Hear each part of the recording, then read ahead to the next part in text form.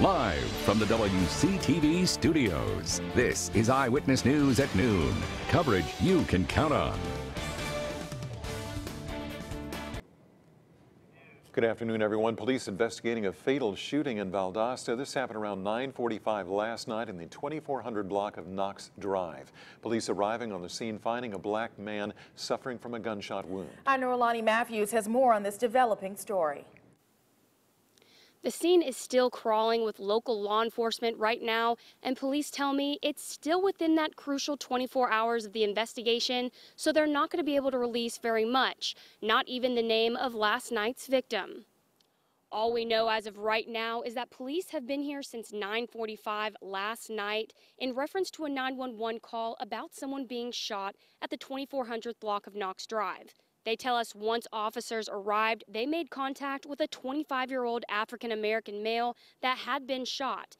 They say he was pronounced deceased at the scene, suffering from severe wounds, and was not transported.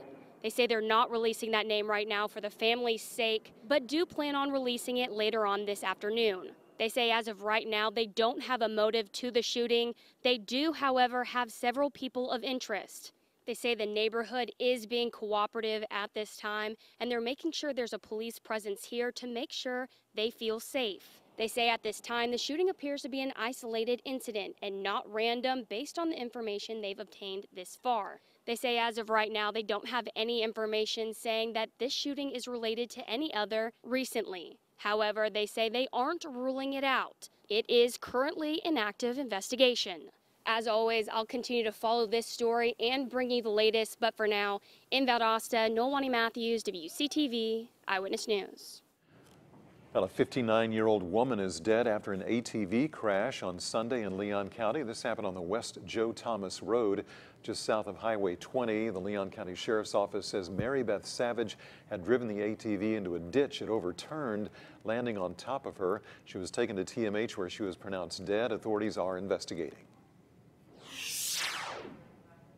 She was a friend to everyone. Every time you see her, she had a smile on her face.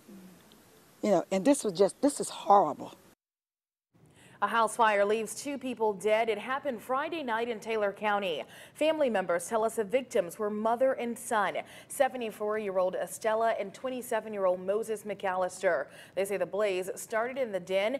Firefighters were unable to get the pair because the blaze was so heavy. Joe Lewis White says that he will miss his family members. Makes everybody more joyful every time she shows up. She gonna be missed. He's a good fellow. He's gonna be very missed too. My. What a loss. There's still no word yet on what caused the fire. Family members say they both leave lasting impressions in the Taylor County community. A man is dead following a crash in Brooks County. This happened 6 o'clock on Sunday morning. Authorities say 23-year-old Justin Ray Parker lost control of his car on Johnson Short Road and then crashed into a ditch. The Georgia State Patrol says Parker was not wearing a seatbelt and was ejected from the vehicle. It's believed that speed might have been a factor in that crash. Hundreds came together to remember a California deputy whose life was lost on Sunday. Authorities say Deputy Dennis Wallace was shot at point-blank range as he checked out a suspicious van.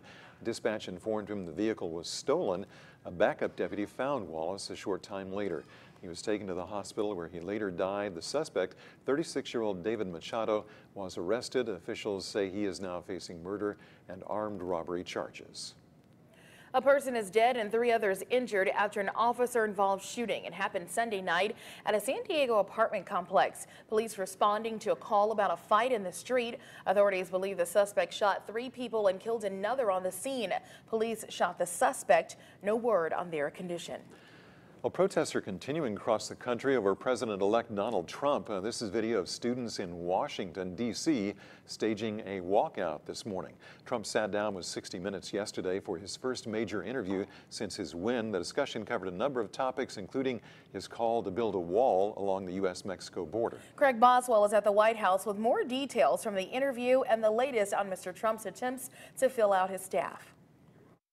President-elect Donald Trump tells 60 Minutes' Leslie Stahl that his campaign pledges were starting points for negotiations, including the wall along the U.S.-Mexico border. Would you accept a fence?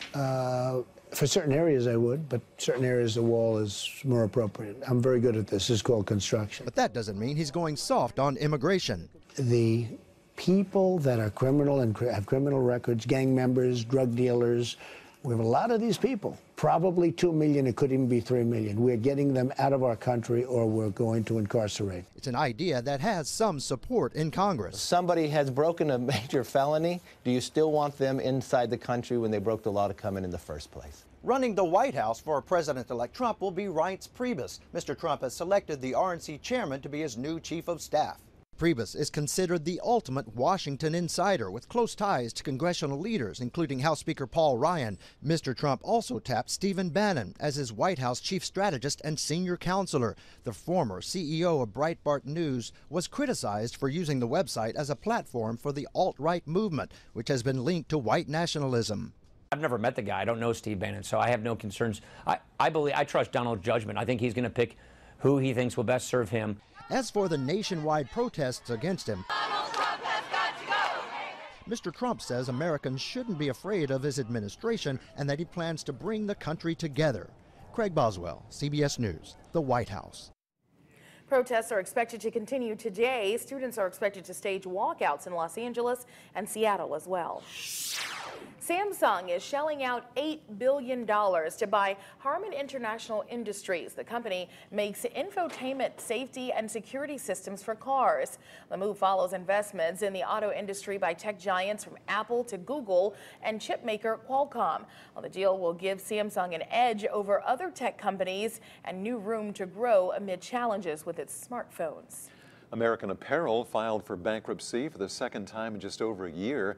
The retailer is struggling to compete against other teen retailers and online competition.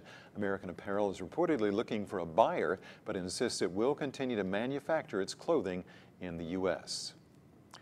And this is video you got to see out of Orlando. A fireworks barge goes up in flames Saturday right in the middle of Lake Eola. The Orlando Fire Department says a firework exploded while on the barge, causing it to catch fire. They say that it happened during the Come Out with Pride fireworks display.